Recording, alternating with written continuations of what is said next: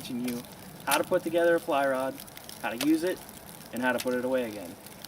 So the first thing first, everything's contained in this case. So we're going to take the rod pieces out. There's 4 pieces for this one, which I will put the case away right now because it's just what you do. Alright? So, first things first, you grab the 2 pieces that go together, the bottom one and the second to last one. Now, when you put them together, you offset them, right? You can tell which direction this is because of this little hook keeper or whatever you want to call it on there. So you put it on 90 degrees opposite. We're going to push it in tight, and then we're going to turn it 90 degrees. And make sure they're lined up, ones together. So then we get another piece, the next piece. Alright, make sure there's no moisture on the female or the male pieces of the ferrules when you put them together, because moisture's bad, trust me.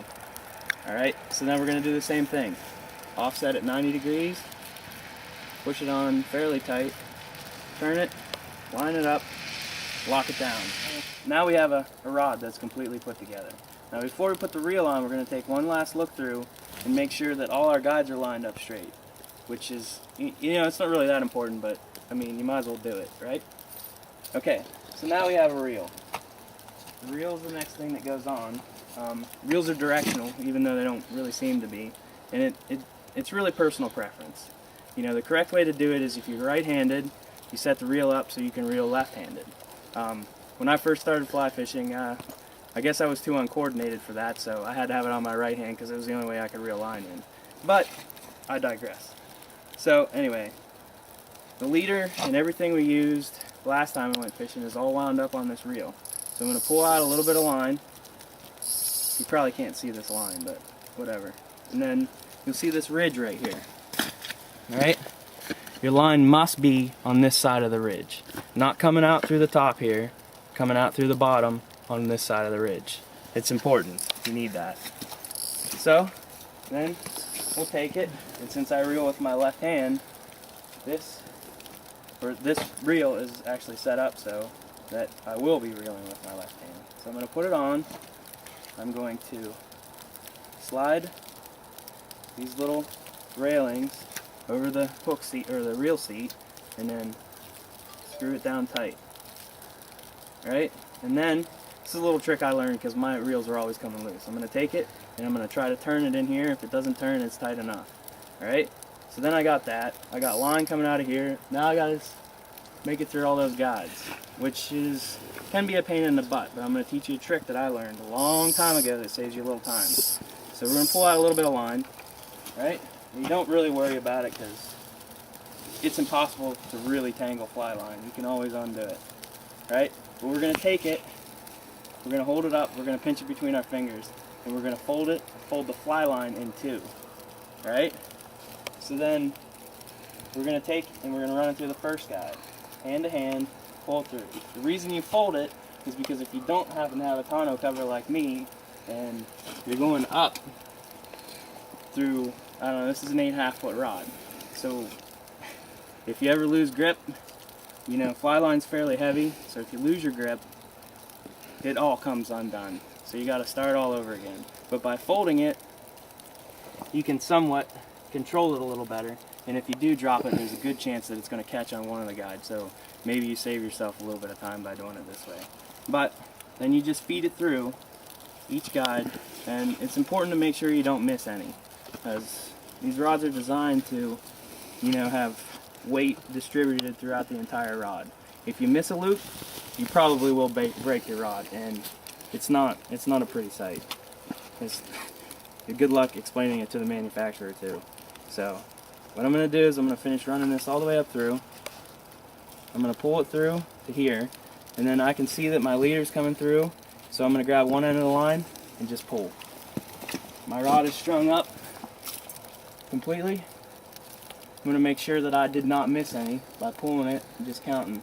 So now we got the rod strung up.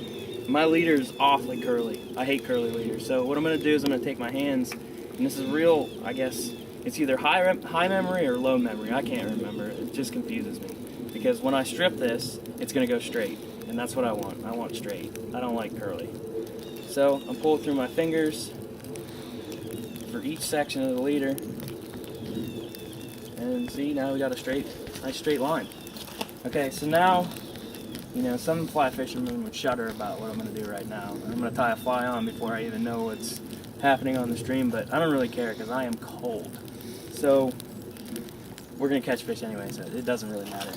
So this fly I'm tying on is called an Evil Weevil, and you probably won't see it, but anyway.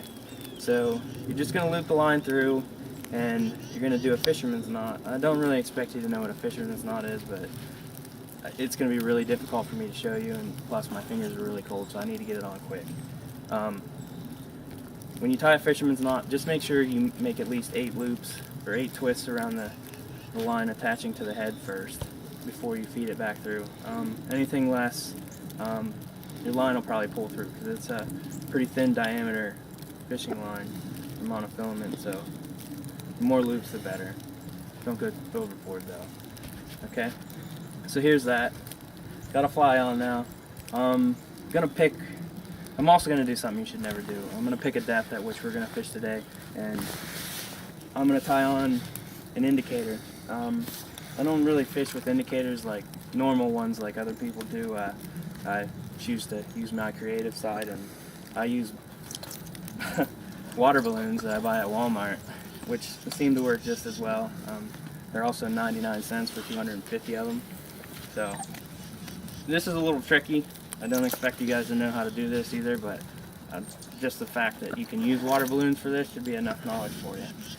So we're going to stretch it just like you would a water balloon. We're going to take it, put it over the line, blow it up a little bit, twist, pinch it between your fingers, and then tie like a regular knot that you would to tie off a water balloon.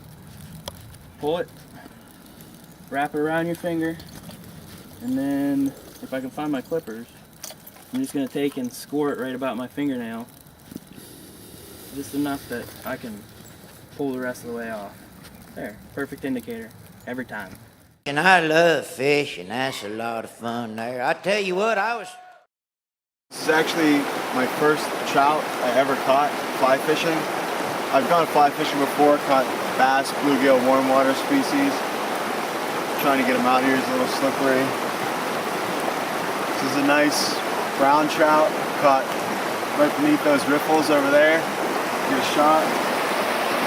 We hit a small scud fly, and I am just ecstatic. This is a lot of... As promised, case to case, we're done. I'm freezing and ready to go home, and sometimes this is the most difficult thing to do, which would be to put your stuff away correctly. So the way you do that is pretty simple and self-explanatory, but here it goes. First thing you do, you cut off the flies you're using. A nice pair of clippers, one flies off. And we were fishing with 2 flies today too, so that means I gotta double my effort. And my hands are cold, in case you couldn't tell. I'm having trouble moving my fingers. But, okay, so 2 flies off. Now I just have a leader, and I still have a strike indicator on, which is my secret strike indicators. All you do is grab the line and pull, and it's off. So then you got your line completely free of any obstruction, so we're just going to reel it in the whole way.